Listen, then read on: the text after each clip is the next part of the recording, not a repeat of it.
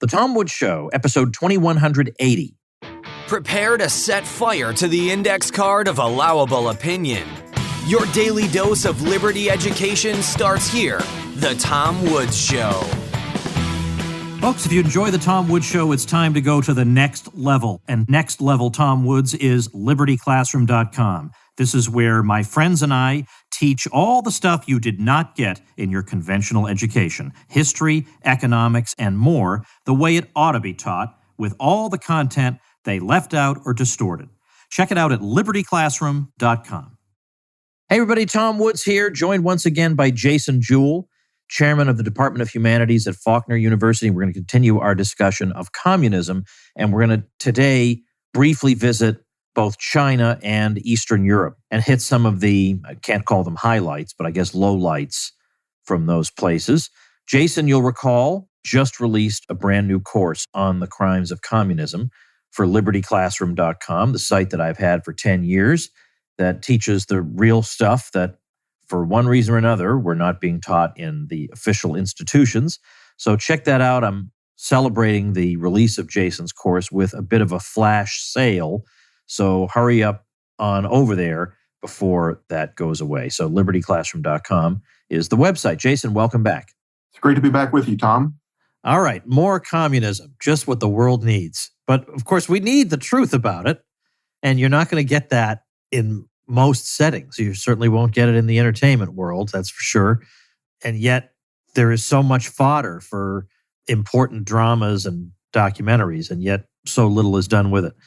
Anyway, we finished up saying a little something about Stalin last time. There's so many different areas covered in your course here. It's hard to know what to choose, but I do want to talk about particularly significant episodes in world history, and that would include communism in China. Because there, the numbers that you hear about deaths seem so mind-boggling that you think they can't possibly be real.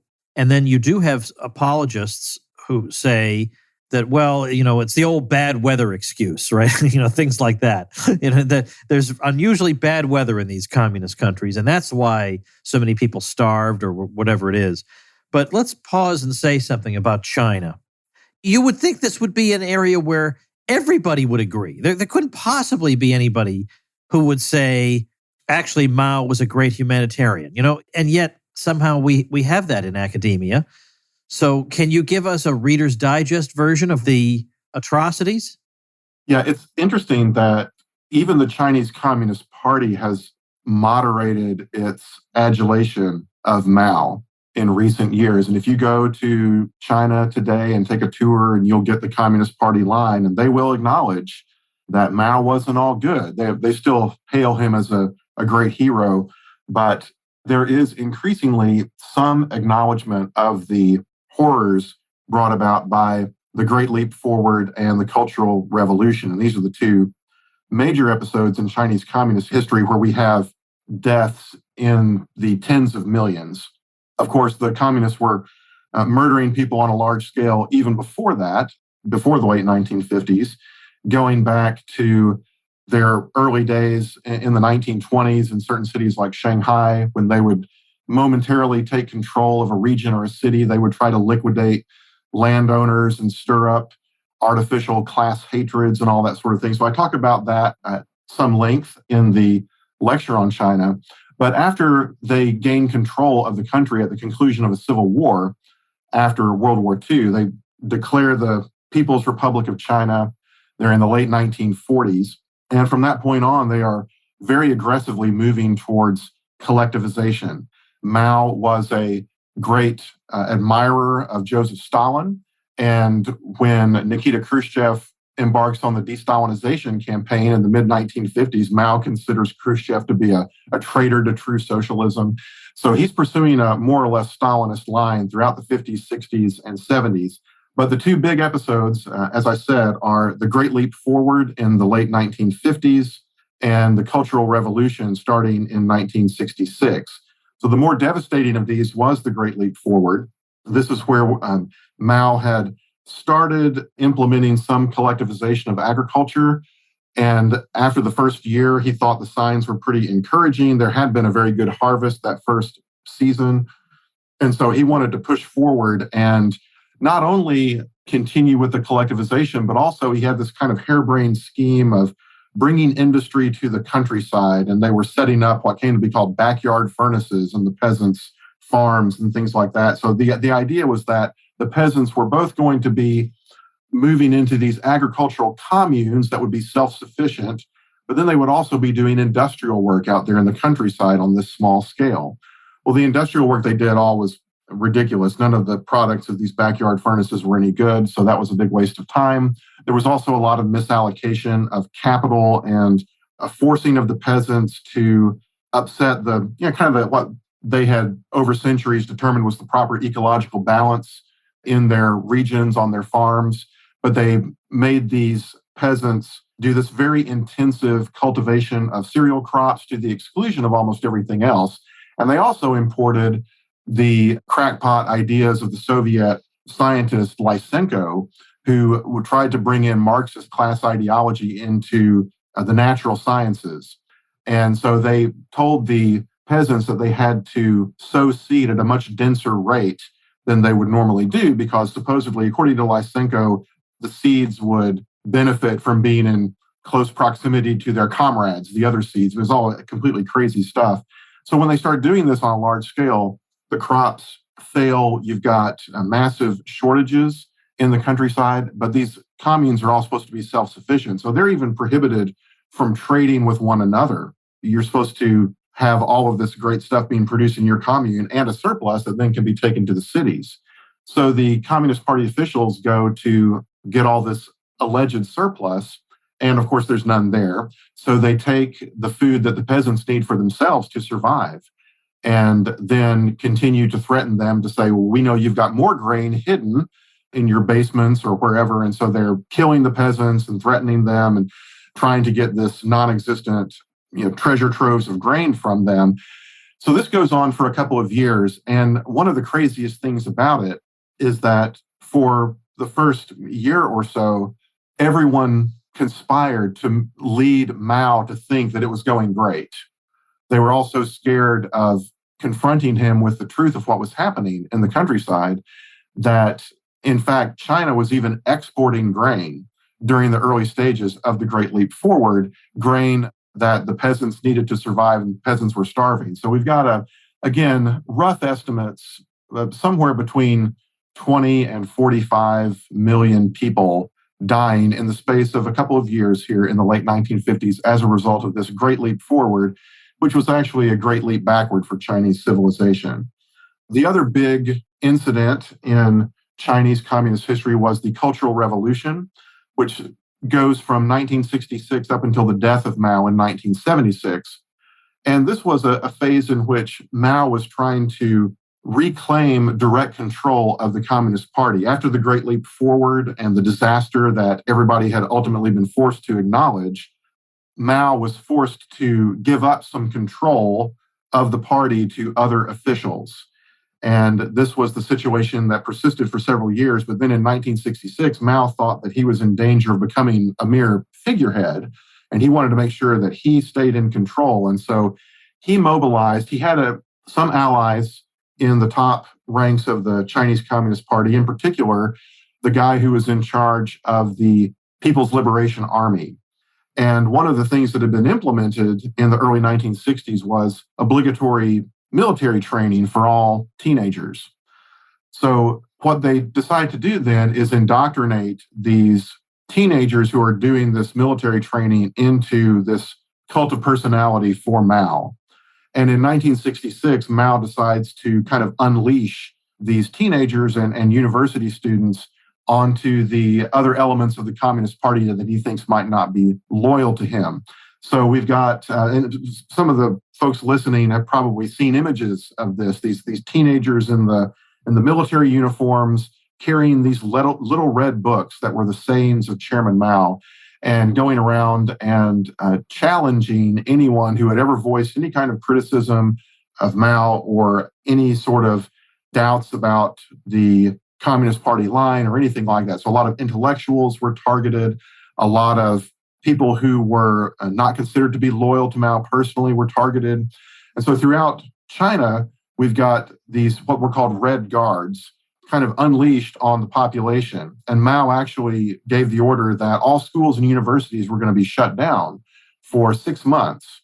And while the schools were shut down, these idle teenagers who didn't have anything to do formed gangs and mobs and went out and essentially were instituting a reign of terror in most of the Chinese cities. The police in these cities were told to back the Red Guards, to support them in what they were doing.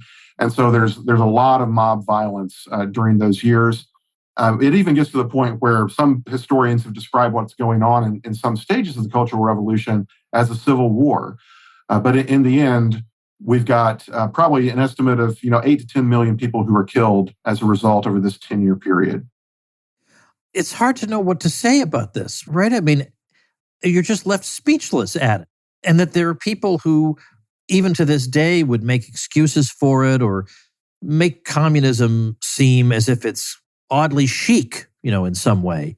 And yet the people we're told to demonize, I'm quite sure Alex Jones has his problems, but it's it's a psyop on the population that he's the demon.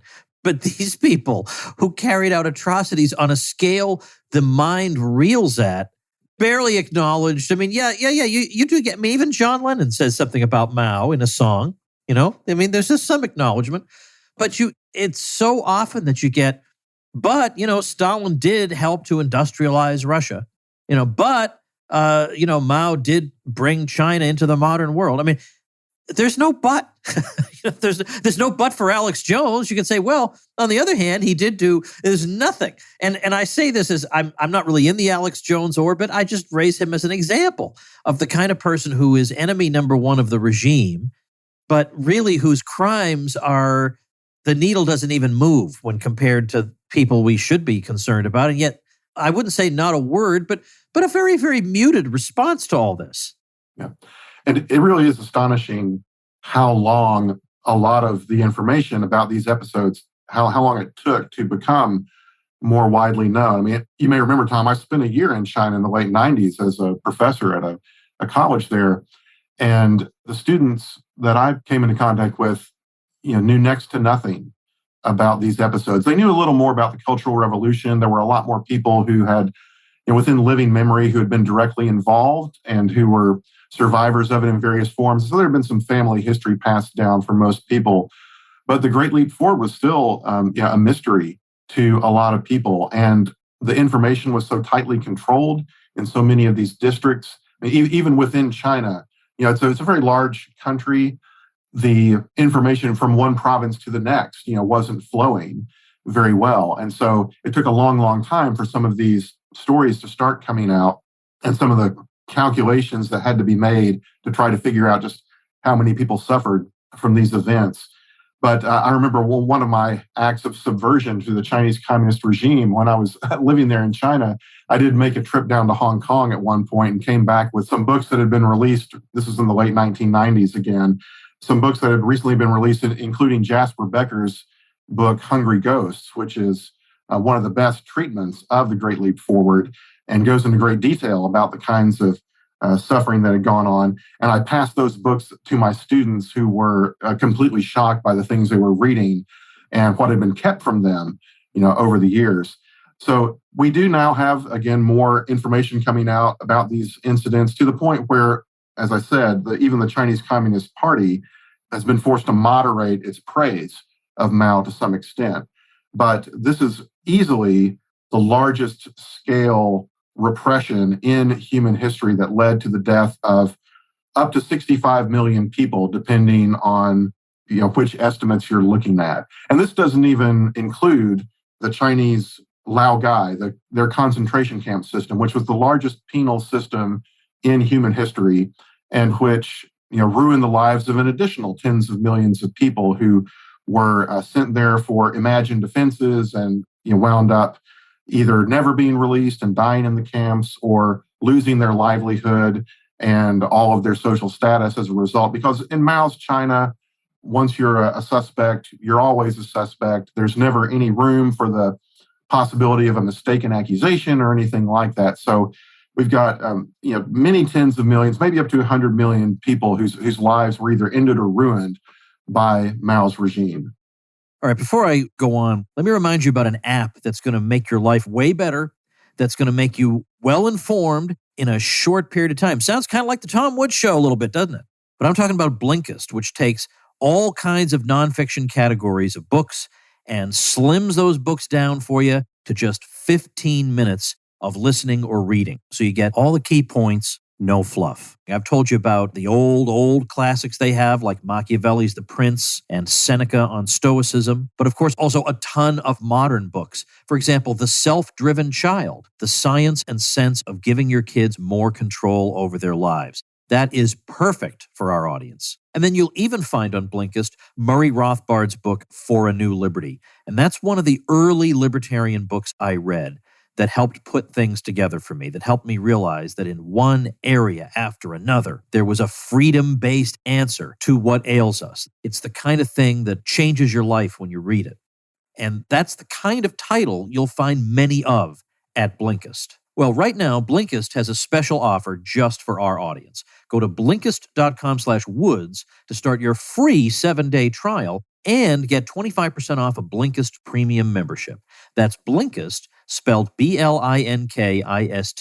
Blinkist.com/Woods to get 25% off and a 7-day free trial. Blinkist.com/Woods. I want to take a really, really quick tour of Eastern Europe here. I mean, there's so much more to your course, but people are just going to have to take it and listen to it while they're driving around. But Eastern Europe, I would like to just know a little bit more about, because I think we know more about the Soviet Union, what life was like there, than we do about what life would have been like in Romania day to day, or in any of these other countries day to day. Poland, for example. What was day to day life like? Was it less repressive in Eastern Europe than it was in the Soviet Union itself? What can we say about life in Eastern Europe? Can we draw broad conclusions, or were the individual cases very different from each other? Well, I think if you want to generalize, I think you can generalize about Eastern Europe. It helps to think of it in essentially two phases during the communist era. And the first phase would be from the time that the Red Army moves into those countries in the latter stages of World War II. So we're talking about, again, Poland, Hungary, Czechoslovakia, Bulgaria, Romania. They didn't get into Yugoslavia. Tito kept them out of Yugoslavia, and there was a rupture between Tito and Stalin, as you know.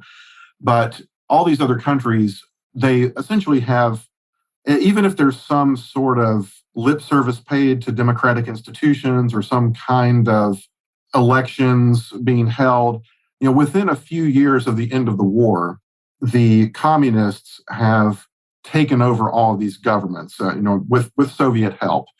And from the late 1940s up until the death of Stalin, maybe a year or two after the death of Stalin, we have tremendous repression going on in those countries of Eastern Europe. And all the same kinds of things that were happening in the Soviet Union were happening in those countries. The Bolsheviks made it very clear that they were in the process of Sovietizing those countries. And so you've got horrific stories coming out of Bulgaria and Romania and all the rest, of camps being set up and the re-education, the horrible treatment of the church and seminarians, anyone suspected of harboring any kind of anti-communist sentiment or resistance. All of these people are under a huge amount of repression. After the death of Stalin, and we have the de-Stalinization campaign in the Soviet Union, which I don't really go into in the course because I'm focusing on the repressions themselves. But things do moderate. Even the Bolsheviks themselves seem to have recognized by that point that the things they're doing just aren't working. They're not bringing about the results they had hoped. So from the mid-50s up until the 80s, things aren't quite as crazy, but the repression never fully goes away. You've always got, the surveillance state. You've got the secret police and the informers everywhere. You have the censorship and all the various problems that go along with the central planning. All that kind of stuff is present in all of those countries of Eastern Europe. And you occasionally do have big crackdowns. And the most famous examples here are in East Germany in 1953, in Hungary in 1956, and in Czechoslovakia in 1968 with the so-called Prague Spring.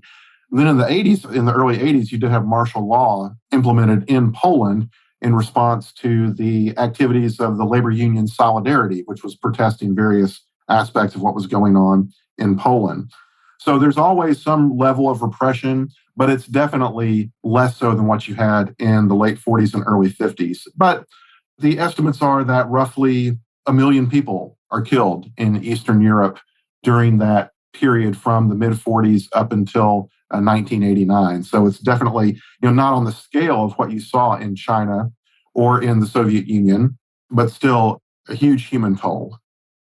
What would you say of all the areas of the world that you studied would be the worst but yet least known atrocity or historical episode? Now, this is a very hard question to answer. It's like, what's your favorite movie? In a way, like I have 8 million things to choose from. I can never answer those questions. What's my favorite song? I have no idea. So I don't know how hard I'm making this on you. Yeah, I would probably point to two places when I think of like your average, young adult American, what they know virtually nothing about. And that would be probably the Cambodia killing fields in the late 1970s, and then what happened in Afghanistan in the 1980s. So in Cambodia, the communists are only in charge for a little over 3 years, maybe 3.5 years. Yet they brought about the deaths of somewhere between 15 and 25% of the Cambodian population. So that was probably the one place where the communists said, we are not going to have any kind of transition from capitalism into a period of socialism into communism. They were dead set on getting everything in at once. And so they were doing these crazy things like they forcibly evacuated all the cities in Cambodia, and they made everybody relocate to the countryside. They wound up in one region of the country in the eastern part of Cambodia, which borders Vietnam. They decided that the Vietnamese communists were undermining them and that the population of that region was assisting Vietnam too much. And so they basically said that entire district of Cambodia has the death penalty, assessed on it. And so they went in and they killed a huge, hundreds of thousands of people in that district. So in a very short period of time, we've got a population in 1975 in Cambodia of about 8 million people, and in 1979, somewhere between 6 and 7 million people still living in Cambodia. So that was probably the most drastic repression that we saw anywhere in the world. The other example I think that most people don't know about in America today is Afghanistan. And, Tom, when you and I were growing up in the 1980s, we would occasionally hear things about what was going on in Afghanistan because the communists staged a coup there in 1978 and then tried to bring in a lot of very radical changes that prompted resistance among the population. And that led to a Soviet invasion of Afghanistan at the end of 1979. So throughout the 1980s, there's a Soviet presence in Afghanistan, a civil war going on there. And out of a population of about 15 million people in Afghanistan, about 10% of those people are killed during that decade. And up to about half of the population is forced from its homes. So we had millions of Afghan refugees pouring over into Pakistan and Iran, and some also coming to Europe and to the United States in the 1980s. Probably about 5 million people altogether. And then another 2 million people stayed within Afghanistan but lost their homes because of the military action. And so probably about half of the population of Afghanistan lost their homes. And then you've got huge numbers of stories of atrocities being perpetrated by both the Soviet army and by the communist government in Afghanistan, which went on a radically secular agenda and tried to outlaw Islam, which was the religion of 99% of the Afghan population. They ran the entire Jewish community out of the capital city of Kabul. Those people all fled to Israel in the late 1970s and early 1980s. So those are two examples that I think most Americans have probably never heard of, but of extremely wide-scale repression and mass murder that we're still learning some of the facts about the scale of what went on there and the just the horrific experiences that people had in those places. Well, it's hard to know how to end this because, of course, there are so many parts of the world we could talk about. You cover pretty much everywhere. You leave no stone unturned in telling these real stories and documenting what really happened. And as we both acknowledged, this is not information that people were just going to get naturally through the ordinary course of their educations. This is something you have to go out of your way to find. And you've helped to make it that much easier to find by means of your course. So the way to get this course on the crimes of communism is to go to libertyclassroom.com. We don't sell the courses a la carte. You get the whole membership. You get all the courses. And it's super duper inexpensive when you think about how much you're paying for even one community college credit hour compared to all the stuff we have. And in honor of Jason's course, if you use coupon code JASON, then you get a pretty big discount. I'm not going to say how big, but boy, you're going to have a big old grin on your face, ear to ear. All the different subscription plans, they're all going to be at a big discount, but just temporarily. Jason's a great guy and his course is wonderful, but all good things must come to an end. So head to libertyclassroom.com, use coupon code JASON. Well, Jason, thanks again for doing this. Now you can finally relax, and yet now the school year has started. Now you can't relax. Yeah, it's never a dull moment around here, Tom, but I've gotten used to it. All right. Well, thanks again, Jason. I appreciate it. Thanks, Tom. All right, everybody. We're not going to do any coupon codes. We're just going to do a flash sale at libertyclassroom.com. So head on over there, take advantage of that, and enjoy Jason's course and all the others that we got there for you. This is the history and economics they didn't teach you, as I like to put it. See you tomorrow, everybody. Become a smarter libertarian in just 30 minutes a day. Visit TomWoods.com to subscribe to the show for free, and we'll see you next time. Like the sound of The Tom Woods Show? My audio production is provided by Podsworth Media. Check them out at podsworth.com.